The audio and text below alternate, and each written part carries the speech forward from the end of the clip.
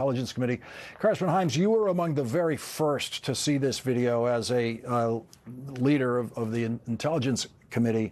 What is your reaction to Chairman Rogers saying, "My committee is done"?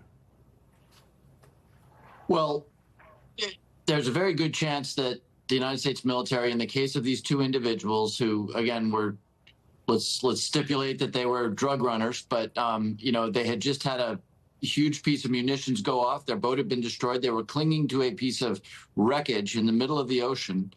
Our military watched them for a lengthy period of time. And though they were not just incapable of continuing hostilities, which is the standard here, had we walked away or had we not done anything, they would have slipped under the waves and never to be heard of again.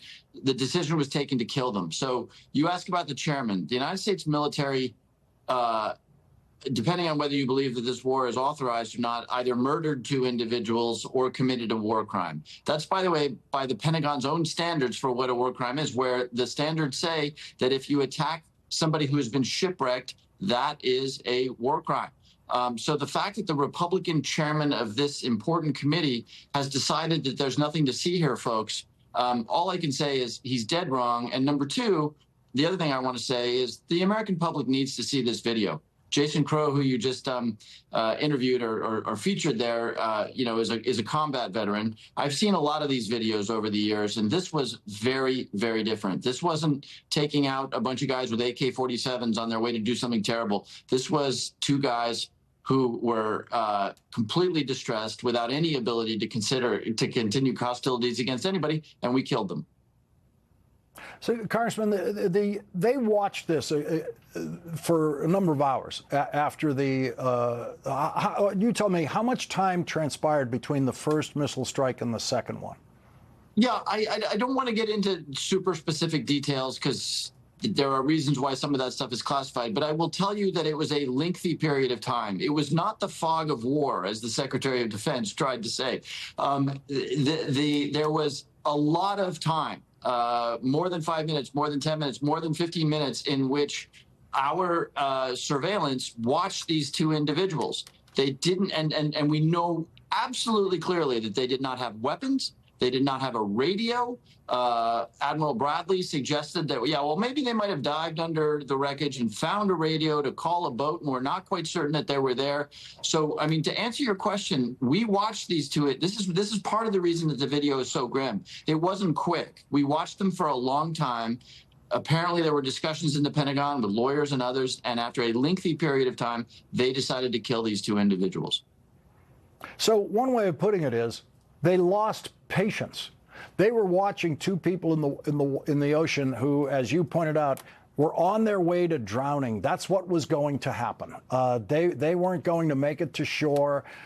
Sharks wouldn't get them, or they were going to drown. Anyone who has ever seen any kind of vessel in distress at sea knows what was going to happen to them.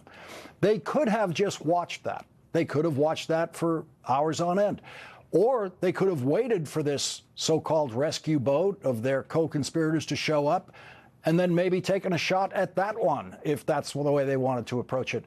It seems like, let's just get out of here. We're done. We don't have any more patience to watch this anymore. Let's kill them.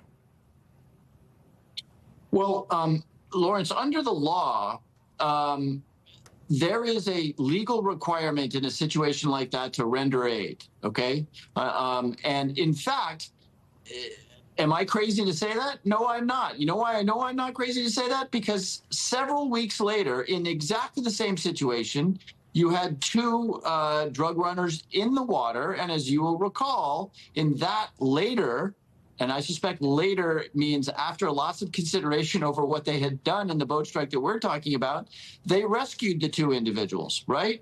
And here we're told that these are the worst of the worst, narco-terrorists who are dedicated to the destruction of the American people. So did we try them in a court of law? Did we indict them? Did we put them in Guantanamo? No, we did not. We sent them back to their home countries. If I recall correctly, that was Colombia and Ecuador. Why did that happen?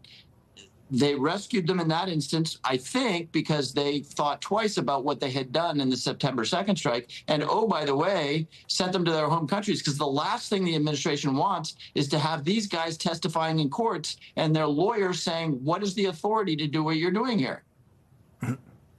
Congressman Jim Himes, thank you very much for joining us tonight. Thank you, Lawrence.